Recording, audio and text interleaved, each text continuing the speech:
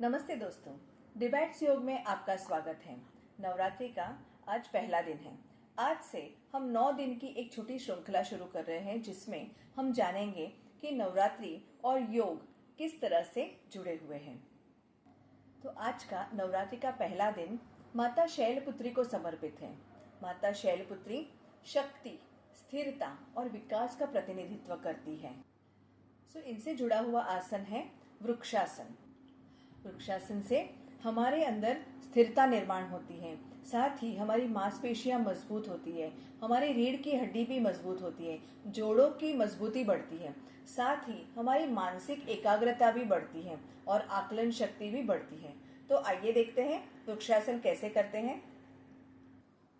तो आइए वृक्षासन की विधि देखते हैं हम। इस तरह से हमें सीधे खड़े रहना है।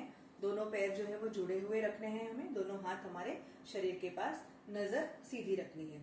अभी हमें राइट पैर सीधा रखना है और लेफ्ट पैर को इस तरह से फोल्ड करना है और हमारे लेफ्ट पैर का जो तलवा है वो हमारे राइट पैर की थाइज जो है, जांघ है, उसे उधर चिपका कर रखना है।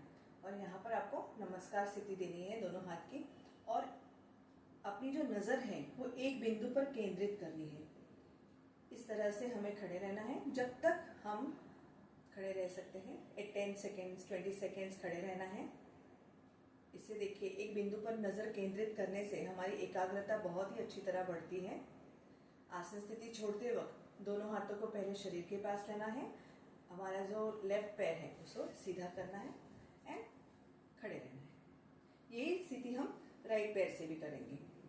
तो इस तरह से वृक्षासन की रोज हम थोड़ी थोड़ी प्रैक्टिस करने से हमारे अंदर स्थिरता निर्माण होती है। साथ में अगर आप देखें तो वृक्षासन में हम हमारा एक पैर सीधा रखते हैं और दूसरा पैर फोल्ड करते हैं। मतलब जो पैर सीधा है उसके ऊपर पूरी तरह से हमारे शरीर का भार आता है। इस वजह से वो भार जब आता है तो मांसपेशियों पे बहुत ही अच्छा पॉजिटिव इम्पैक्ट होता है एंड हमारा उस पैर का जो ब्लड सर्कुलेशन है यानी कि लोअर बॉडी का सर्कुलेशन भी बढ़ता है। साथ में हमने नमस्कार स्थिति की है यानी कि हम हमारे आज्ञा चक्र को भी एक्टिवेट करते हैं इससे। तो दोस्तों ये था आज के दिन का महत्व। कल फिर मिलते हैं। Thank you.